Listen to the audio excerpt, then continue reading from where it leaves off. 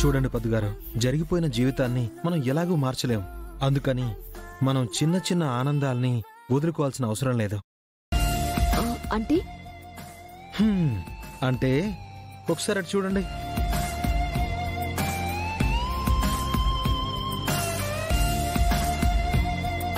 మీకు ఇష్టమైన పానీపూరి తిందురుగాని పదండి. మరి పెద్దమ్మ? చూడు, వెంకీ ఉన్న దగ్గర భయం ఉండకూడదు. మీ పెద్దమ్మ సంగతి నేను చూసుకుంటాను, పదండి.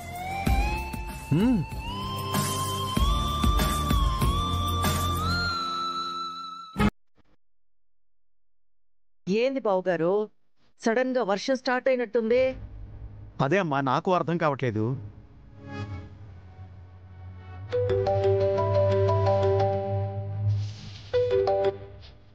చెప్పరా అబ్బి, పని పూర్తయినదా?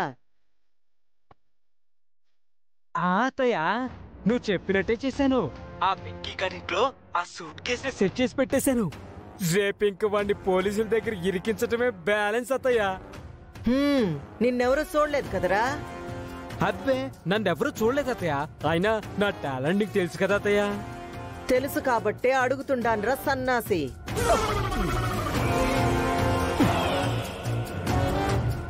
ఎవరమ్మా? భద్రమే నా ఫోను?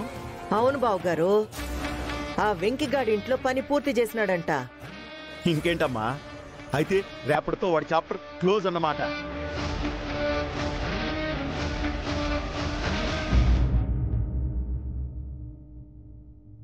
అన్నా, ఒక 2 ప్లేట్ పానీపూరి ఇవ్వండి. అలాగే సార్.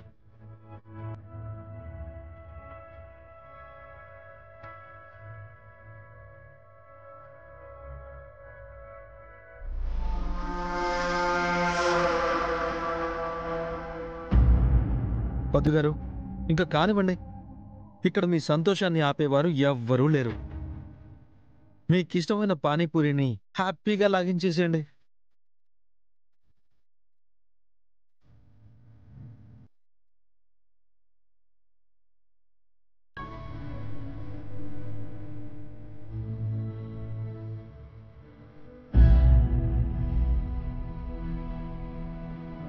అయ్యో పొద్దుగారు, ఏంటండి ఈ కన్నీళ్ళు? పూరీల్లో కారంగానే ఎక్కువైందా?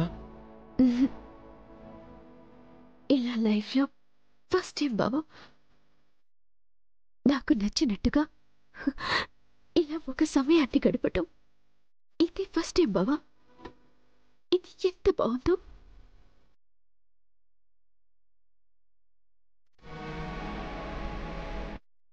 తినండి. సో నేను మీకు కావలసిన వాణ్ణి.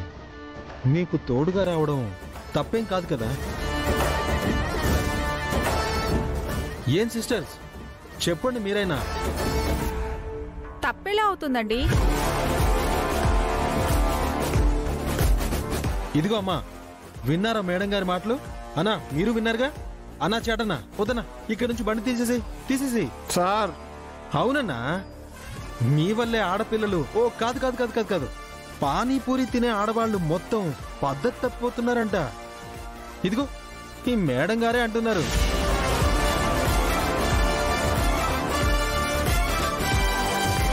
ఏంటండి, ఏం మాట్లాడుతున్నారు మీరు? పానీపూరి తిన్నంత మాత్రాన అదేదో మహాపాపమైనట్టు వచ్చి గొడవ చేస్తున్నారేంటి? అమ్మా అఖిలమ్మా, నువ్వు చేయాల్సిన పనిని ఈ వెంకీగాడు నీ మీదే తిరగబెట్టేలా చేశాడు. రేపు నీకు పడాల్సిన మహిళా శక్తి ఓట్లన్నీ దెబ్బతీయాలని కుట్ర చేశాడు. ఇంక నువ్వు తగ్గక తప్పదమ్మా, తగ్గు. అమ్మో, అయ్యయ్యో, అట్ట మీరు తప్పుగా అనుకుంటే ఎట్టా అమ్మాయి? పానీపూరి తినే మీలాంటి స్త్రీమూర్తులంటే నాకు మహా గౌరవం. కాకపోతే మా అమ్మి సెప్పా పెట్టకుండా ఇట్టా బయటకు వచ్చినాదని ఇంటికాడ కంగారు పడిపోయినాము. ఆ టెన్షన్ లో ఏదో హట్ట అనేసినాను అంతే. మీరు తినండి అబ్బి. ఇదిగో అమ్మి పద్దు, నీ పానీపూరి తినే ప్రోగ్రాం పూర్తయితే ఇంటికి బయలుదేరదామా?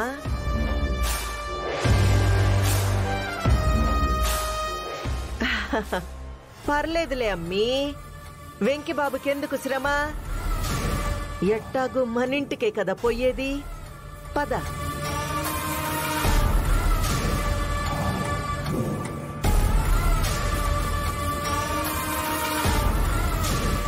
దారుణం. బావని వీళ్ళు మళ్ళీ ఏదో కేసులో ఇరికిస్తున్నారు. అలా జరగకూడదు. మమ్మీ, ఇప్పుడు ఆ డబ్బు పోలీసులకి దొరికినంత మాత్రాన ఆ వెంకి ఇరుక్కుపోతాడని అనుకున్నావేమో, కానీ అవి ఏం జరగవు. వాడికి పర్మనెంట్ గా జైల్లో ఉంటాడని అనుకుంటున్నారు. వాడు అరెస్ట్ కాగానే తాతయ్య వెళ్లి మరి లాయర్ చేత బెయిల్ ఇప్పిస్తాడు. ఆ వెంకి కాలర్ ఎగరేసుకుని మన కళ్ళ ముందు దర్జాగా తిరుగుతాడు. అది చూసి మనమందరం ఏడవాలి, అంతేగా? అయ్యో అయ్యో పిచ్చి తల్లి, మీ అమ్మ నువ్వు చాలా తక్కువ అంచనా వేస్తా ఉండవు. వెంకిగాడి అరెస్టుతోనే ఈడ నా స్కెచ్ పూర్తయినట్టు కాదు, వాడింకా నా ఉచ్చులో ఇరుక్కున్నట్టు. అంటే పోలీసులు వాణ్ణి జైలుకి తీసుకెళ్లడం లేదు. అరెస్టు చేసిన వెంకిగాడిని పరలోకానికి పార్సిల్ చేసేదానికి అక్కడ అన్ని ఏర్పాట్లు పూర్తయిపోయినాయి. మరి కాసేపట్లో వెంకిగాడి సావు వార్త మనందరం వినబోతున్నాం, సరేనా?